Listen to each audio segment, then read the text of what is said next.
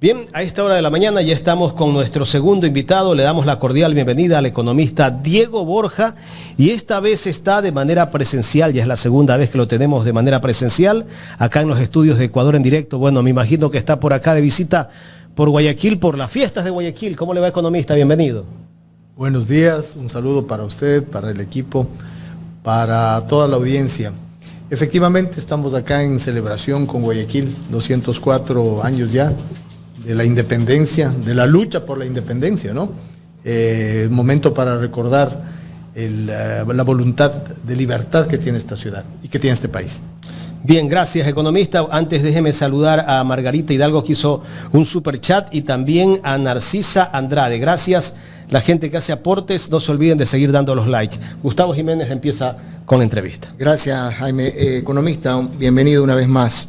¿Cómo ve usted la situación actual del país luego de que este gobierno está como jugando al bingo, ¿no? A ver si en algún momento le pega una?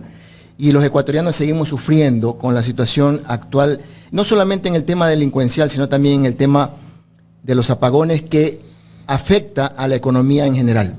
Empecemos por lo último. La familia ecuatoriana está viviendo el momento probablemente más duro del periodo desde el retorno constitucional. No le alcanza el dinero para llegar a fin de mes, tiene apagones, no tiene luz, no tiene internet, no tiene agua potable. Cuando se enferma alguien de la familia no tiene dónde asistir, los servicios de salud pública están desabastecidos, destrozados. La gente que necesita servicios de diálisis se muere 10 veces más de lo usual. Los chicos que quieren entrar a la universidad no tienen matrícula. Usted sale a la calle y es víctima de la delincuencia, del secuestro, del asesinato, de la vacuna. No hay empleo, ni para jóvenes, ni para adultos, ni para mayores, para nadie. Las empresas este momento se ven obligadas a hacer un paro industrial por falta de electricidad. Es decir, es un país descalabrado, es un país completamente fallido. Y la responsabilidad, por supuesto, es del gobierno actual y de los otros dos que le precedieron, porque esto es un acumulado de negligencia, de improvisación y de ineptitud que hoy día le está pasando una factura muy, muy alta a la familia ecuatoriana. Ese es el análisis más real que le puedo decir, más allá de las cifras macroeconómicas y de todo lo malo que ya están diciendo las propias instituciones del gobierno. ¿A qué se refiere Daniel Noboa cuando califica al país como el viejo Ecuador o el nuevo Ecuador o sistema caduco, dice él? ¿A qué se refiere con eso? O sea, refiriéndose específicamente al sector hidroeléctrico, caduco si no tienen ni 15 años. ¿Cómo puede ser caduco? Lo caduco es su consigna. Él habló de la consigna del nuevo Ecuador. Este es el nuevo Ecuador, el de los apagones, el del desempleo, el de los secuestros, el de las vacunas, el de los homicidios, el de la falta de servicios. Este es el Ecuador de Noboa. Y este es el nuevo Ecuador al que él se refería cuando le mintió al país, le mintió descaradamente al país, diciéndole que no iba a subir impuestos, que no iba a subir precios de gasolina, que no iban a haber apagones, que iba a bajar la delincuencia. Eso le ofreció y con eso ganó las elecciones. Una vez más se muestra cómo la palabra en boca de algunos políticos es una mentira. Hay que recuperar la verdad como forma de hacer política, al menos en este proceso electoral, y esa es la voluntad de nuestro binomio, de Luisa González y mía, cuando enfrentemos ante los ecuatorianos y les digamos, tenemos soluciones, sí tenemos soluciones, pero no les vamos a mentir. Esto no se resuelve en 100 días, en 100 horas, en 100 minutos, no. Esto se resuelve desde el primer día, pero en un sendero de resolución de problemas donde la gente esté por delante. Eso sí le vamos a decir a la ciudadanía. 11 meses han pasado y el país sigue de tumbo en tumbo. Leía a Luisa González decir hace pocas horas en su red X que faltan incentivos. A pesar de toda la situación que está pasando, el sector productivo necesita incentivos, la población necesita incentivos. Y hablaba de ciertos porcentajes en favor para que de alguna manera se dinamice la economía en el país. ¿Cómo poder conseguir eso, lograr eso, cuando se ha dicho que el país está en quiebra? Bueno, lo que deben decir es que le han quebrado al país y que han hecho de la quiebra un negocio. Y permítame ahí un momentito. Quiebran el sistema de refinación del petróleo con el fin de generar el gran negocio de la compra de derivados. Quiebran el sistema energético ecuatoriano para comprar energía carísima como el de las barcazas. Quiebran el sistema petrolero para justificar la privatización de los campos petroleros. Quiebran todo el sistema de seguridad para aumentar enormemente la seguridad privada que tiene altísimos costos para las familias, para las industrias. Es el negocio de la quiebra. Entonces lo que hay que decirle al país es que ellos le han quebrado al Ecuador. Pero cuando dicen que aquí no hay dinero para la gente. No hay dinero para la salud, no hay dinero para la educación, no hay dinero para la seguridad. Pero sí hay dinero, por ejemplo, para prepagar la deuda. Sí hay dinero para poner en el presupuesto el pago del negocio de los arbitrajes internacionales. Para eso sí hay dinero. No hay dinero para hacer el mantenimiento de las termoeléctricas y de las hidroeléctricas, pero sí hay dinero para comprar energía cara en las barcazas. Entonces, estamos viendo una falsedad, estamos viendo una hipocresía. No hay dinero para la gente, pero sí hay dinero para las grandes élites. No hay dinero porque no se cobran los impuestos a los grandes deudores del SRI. No hay dinero porque se hacen de la vista gorda en las aduanas y no se cobran los aranceles. Solo poniendo en funcionamiento los 5 escáneres que están embodegados en las aduanas, usted podría cobrar 1.200 millones más de dólares en aranceles que hoy día no se los cobran por su facturación. Entonces, no hay dinero para la gente, sí hay dinero para cierta gente amiguita de los gobiernos de turno. ¿Qué le ha parecido la celebración particular que hizo el presidente de la República ayer en la gobernación del Guayas, donde solamente estuvo una parte de élite de Guayaquil y quizás de Guayaquil, porque muchos parecían que no eran de Guayaquil, ¿verdad?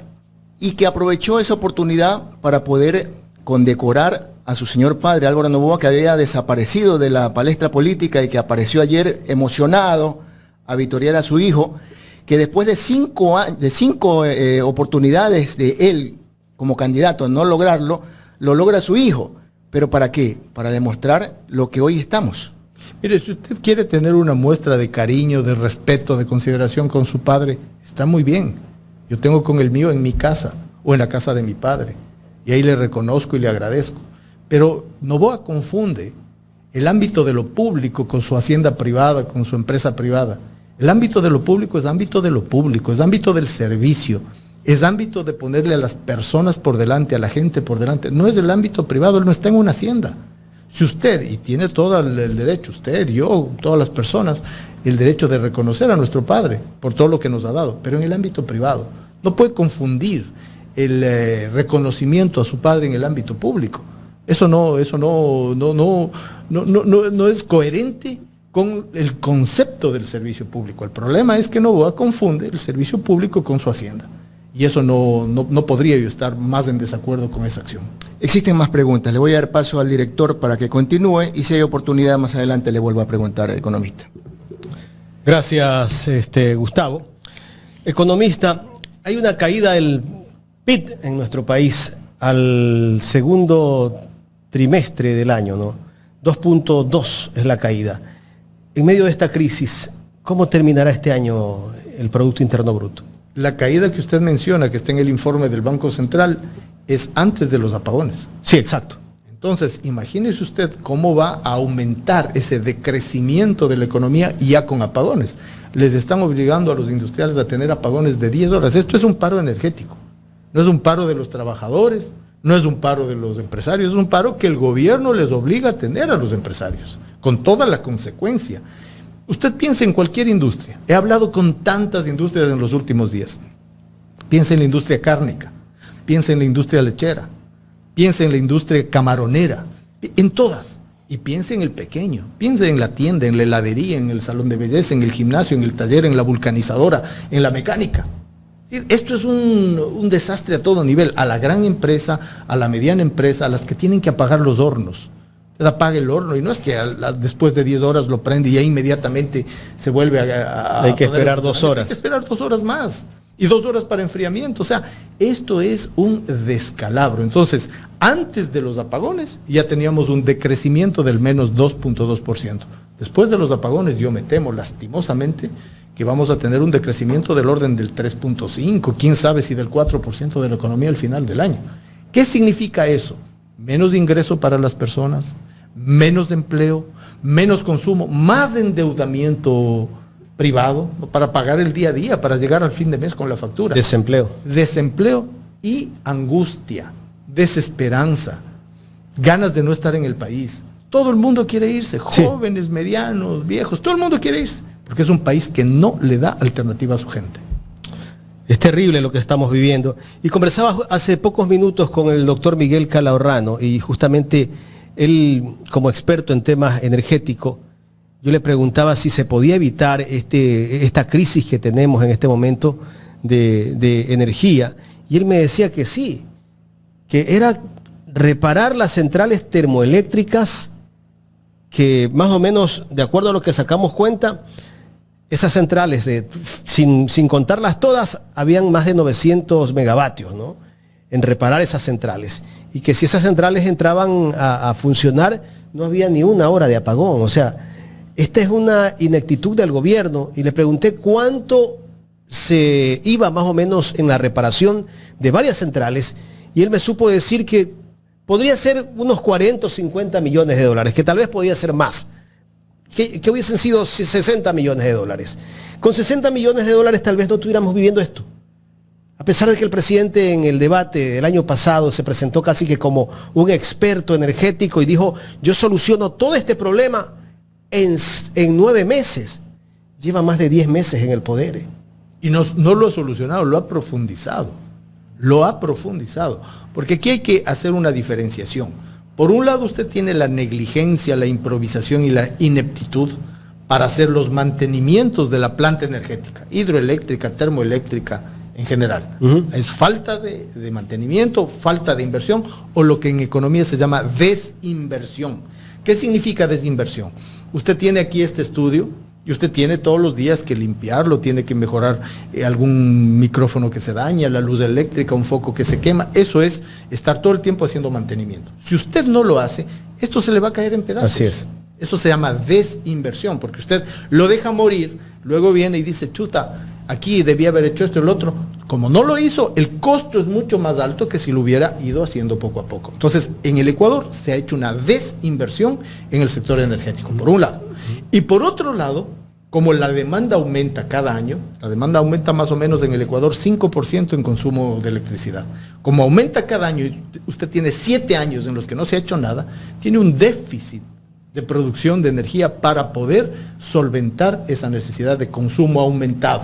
Entonces, ni hizo los mantenimientos, ni aumentó la generación de energía. Obviamente tiene una crisis a la cual se suma, y eso vale la pena también decirle a la gente, no es un problema de falta de lluvias, es un problema de improvisación, porque los estudios le mostraban a Noboa que iba a haber estiaje. Sus funcionarios, su ministra, la que le acusó de... Los técnicos de CELEC le decían, exactamente. Claro. Entonces, no es que no ha habido lluvias. Ellos presentan un plan todos los años, me imagino. No se apegaron al plan maestro eléctrico, no les dio la gana de hacerlo, ni el gobierno de Noboa, ni el gobierno de Guillermo Lasso, ni el gobierno de Moreno. ¿Y cuál es el propósito de esta crisis? Como yo le decía hace un momento, esto es un negocio de la quiebra. Porque no solamente es la quiebra del sistema. Que ya está hablando de una nueva ley, ¿no? Mire, estos son la ley 0 apagones. Ahí está. No tenemos 0 apagones, tenemos un 1 adelante, 10 horas de apagones. Es lo que tenemos. Entonces, sacan leyes, sacan decretos, sacan cosas que no sirven para nada, porque no hay la voluntad de resolverle el problema a la gente, pero sí hay la voluntad de generar negocios muy lucrativos que están alrededor de la quiebra del Estado, de la quiebra de la acción pública. Energía eléctrica, petróleo, refinación, seguridad, hospitales, etcétera.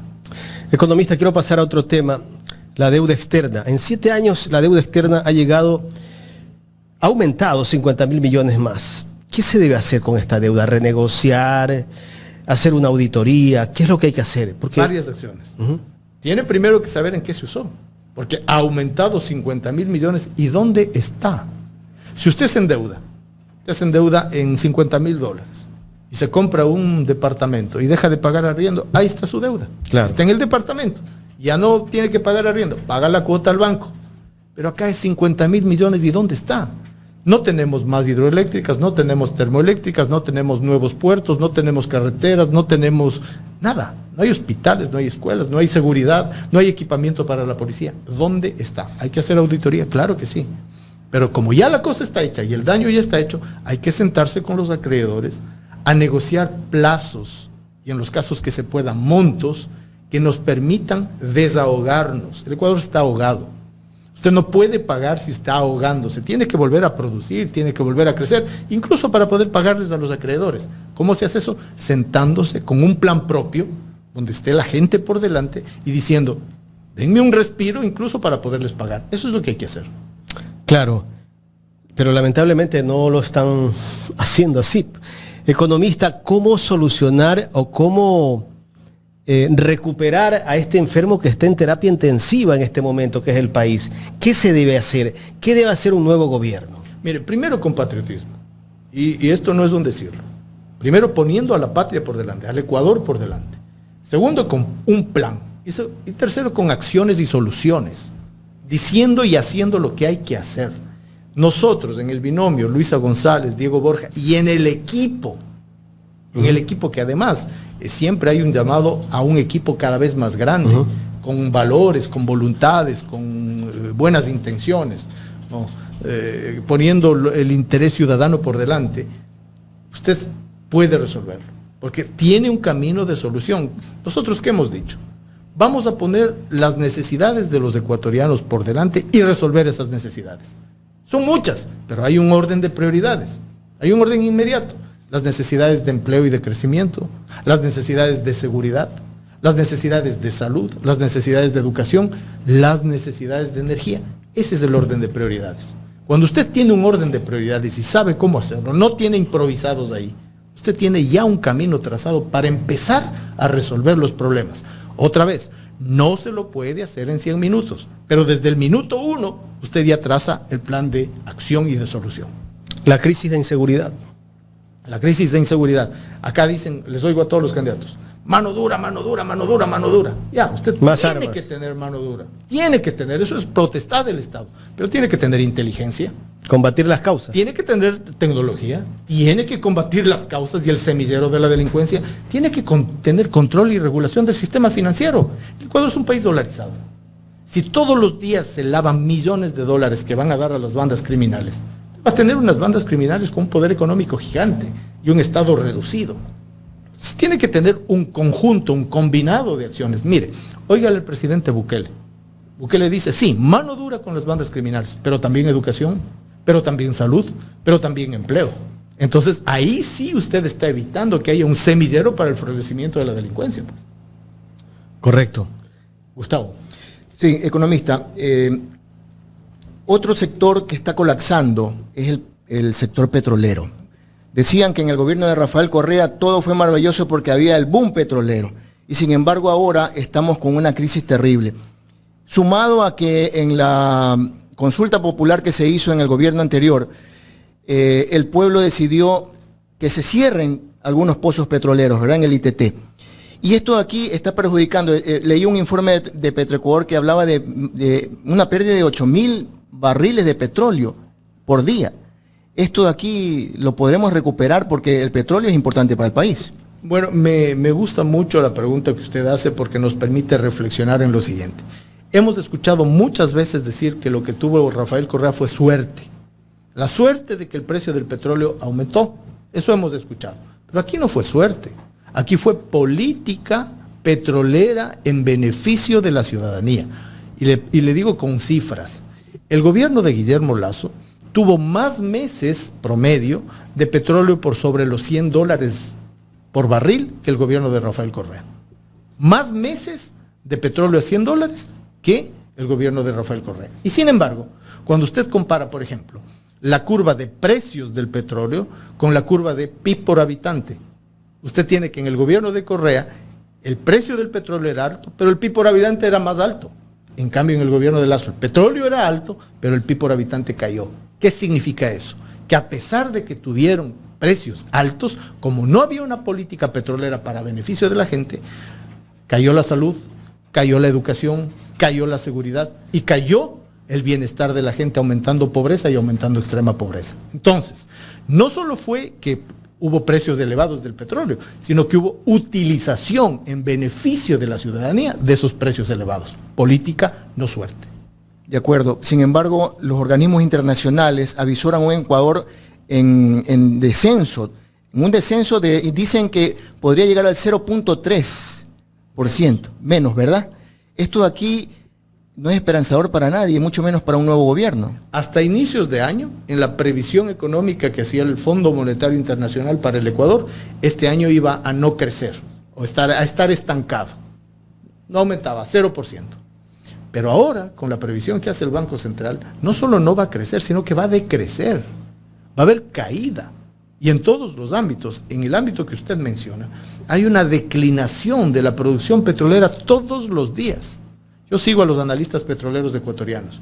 Abro los mensajes y lo primero que veo es nueva caída de la producción petrolera, nueva caída de la producción de derivados del petróleo, refinería parada, porque no ha habido mantenimiento de la refinería, aumento de la compra de derivados del petróleo con precios más altos. Es decir, un descalabro del sistema petrolero. ¿Por qué? Por falta de política petrolera. Usted ha tenido, creo que 5 gerentes de Petroecuador en los últimos 5 meses. No tiene un mínimo de estabilidad en la principal empresa productora de petróleo en el Ecuador. Entonces, esto no es mala suerte, esto es inoperancia, inexperiencia, ineptitud, indolencia de parte de este gobierno. Me queda muy poco tiempo. Última pregunta de mi parte para darle paso al director. ¿Usted está de acuerdo con estos analistas al cual se refiere, que también anuncian o promocionan de que el sector privado debe invertir en el Estado? Mire, la Constitución, para hablar del tema eléctrico, la Constitución y la ley desde el año 2015 prevé la inversión privada en el sector eléctrico. Las iniciativas público-privadas, eso está ahí. De hecho, hay proyectos, varios proyectos hidroeléctricos sobre todo, si no me equivoco, 5. Pero no define quién se lleva la carne y a quién le queda el hueso. No, sí, a ver, ese es otro problema. ¿Usted puede invertir? Sí puede hacerlo. Y muchos no los ha hecho. Muchos no los ha hecho. Villonaco, por ejemplo, no está hecho. No, pero se puede hacer.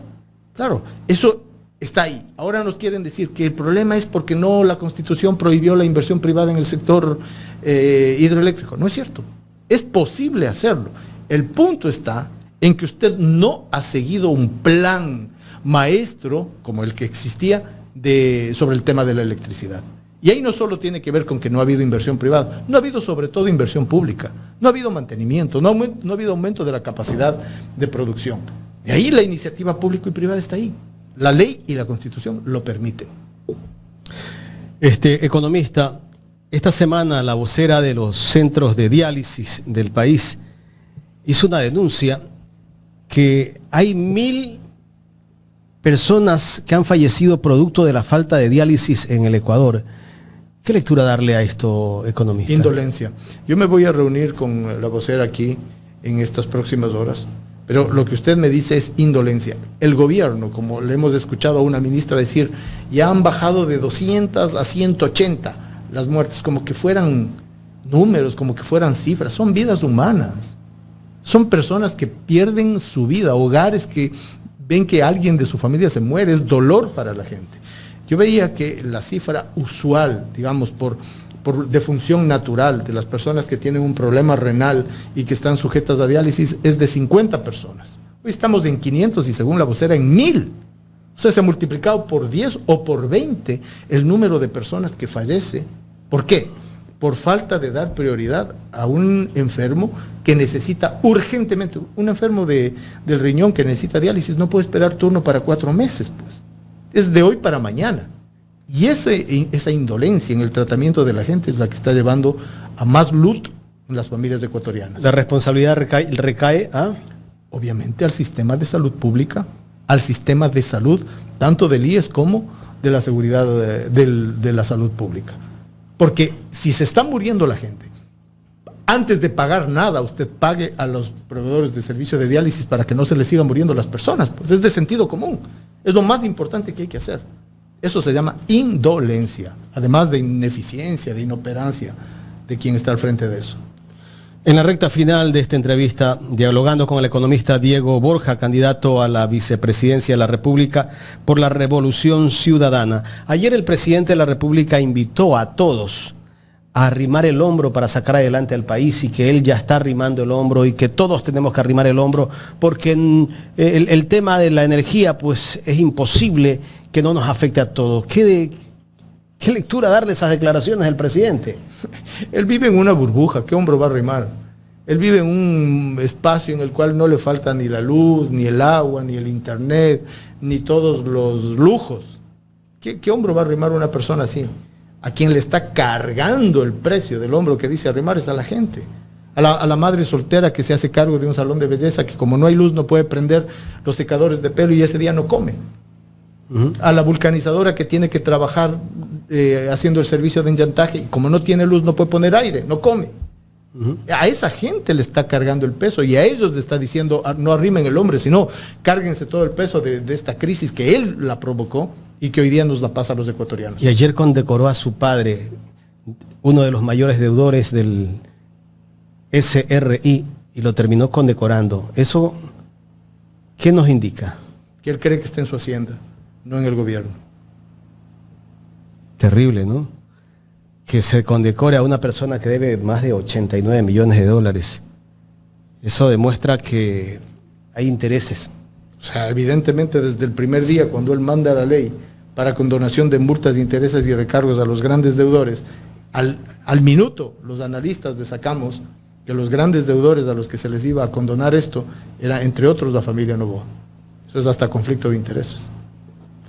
Gustavo. Ayer, solamente un comentario final, economista. Ayer, con gran tristeza, tuve que ver un hecho doloroso por mi sector, donde una madre soltera con 3 niños que tenía su carretita de venta de comida popular, perdió todo porque la energía se le fue en un horario en el que nunca se le avisó y perdió todo lo que tenía congelado, lo perdió. Entonces lloraba desconsolada y yo me acerqué a ver qué pasaba porque la gente estaba alrededor consolándola y lloraba por 3 cosas. Primero, porque había perdido todo lo que había invertido. Segundo, porque no sabía cómo le iba a pagar al banco, porque ya estaba sobreendeudada con el banco precisamente para poder sacar adelante su negocio. Y tercero, no sabía cómo seguir dándoles alimento a sus hijos. A eso usted se refería hace un rato de que la indolencia de un gobierno de creer que todos los demás son como ellos. Que no hay estos sectores que en verdad estamos sufriendo, que en verdad están padeciendo esta situación de la falta de experiencia de un presidente que mira al país como bien lo ha dicho usted, como que es una hacienda, ¿verdad? Pero más allá de eso, decía un filósofo que más allá de las consecuencias, lo que menos hay que perder es la esperanza. Y esa esperanza se pueden ver en los próximos meses. Mire, esto que a usted le tocó vivir, lo está viviendo todos los días, todos los ecuatorianos a uno u otro nivel. El día de ayer yo conversaba con el dueño de una pescadería pequeña y me decía que la falta de incluso previsión en los cortes ha hecho que en su momento él no cuente con la pequeña planta de energía y la diferencia de temperatura hace que el pescado ya se lo dañe, que los mariscos ya se dañen. Entonces, esto que usted ha visto con la madre, además de una situación más vulnerable todavía, lo estamos viviendo todos los días. Los chicos que tienen que conectarse a clases virtuales, se les va la luz, se les va el internet, no pueden recibir clases. La persona, en nivel de la familia, he conocido varias personas que me han contado su drama, están conectadas a un respirador eléctrico, porque necesitan el tanque de oxígeno, que no es el tanque de oxígeno que sin electricidad, el eléctrico. Se va la luz, riesgo de muerte. Claro. Riesgo de muerte. Tiene que pasarse al frente al edificio para que le den un espacio de conexión mientras viene la luz a su casa. O sea, es un drama monumental en el cual quien nos gobierna, como no lo sufre y no lo vive, entonces piensa que todo el mundo está en su misma situación. Es indolencia, además de inoperancia. Muchas gracias. Me corrigen que son 92 millones de dólares en firme que tiene el grupo Noboa al SRI. Y bueno, aquí estaba la plata para los relacionados son 108. Sí, y el otro día nos dijo el economista Pedro Páez que ascienden a 155 el grupo familiar. Y Pedro tiene buenas cifras. Sí. Economista, muchísimas gracias. Gracias a usted. El economista Diego Borja, candidato a la vicepresidencia de la República por la Revolución Ciudadana, conversando con nosotros aquí en Ecuador en Directo.